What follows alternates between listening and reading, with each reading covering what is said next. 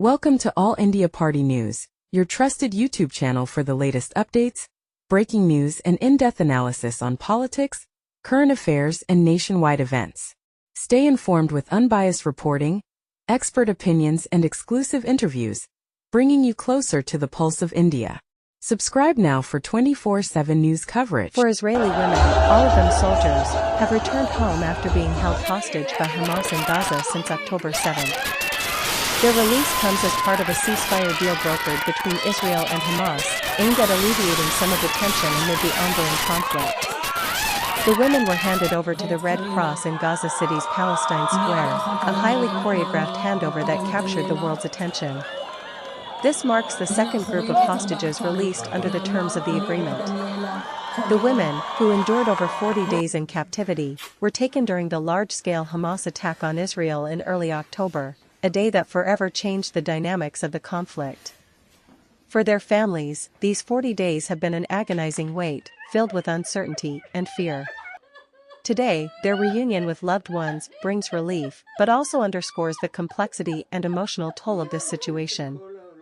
The handover itself was a tense and dramatic event. Armed Hamas gunmen and large crowds gathered in Palestine Square, adding an air of tension to the moment. The hostages were transported to the location by Hamas operatives, before being handed over to the Red Cross. Under tight security, the Red Cross escorted them out of Gaza and back to Israel. The images of these women reuniting with their families brought moments of joy, even as the broader conflict looms in the background.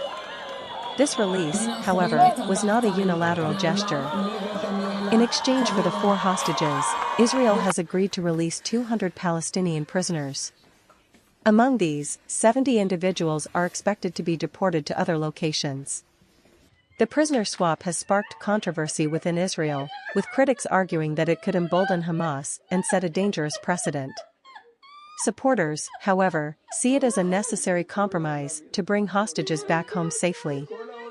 The prisoners being released by Israel include Palestinians convicted of non-lethal offenses, such as throwing stones, participating in protests, or engaging in minor security infractions.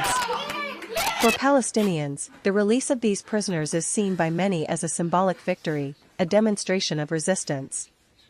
But not all Palestinians view it this way. Some question whether these deals truly benefit ordinary people in Gaza or simply strengthen Hamas's hold over the region. This exchange is part of a broader ceasefire deal aimed at temporarily halting the violence. Alongside the release of hostages and prisoners, Israeli forces have agreed to withdraw from key positions in Gaza. This withdrawal is intended to allow displaced Palestinians to return to their homes in northern Gaza, many of which were abandoned during intense airstrikes and military operations. For the thousands of displaced Palestinians, returning home will be anything but simple. The conflict has decimated Gaza's infrastructure. Homes, schools, and hospitals have been destroyed. Access to basic necessities like clean water, food, and medical care is limited. International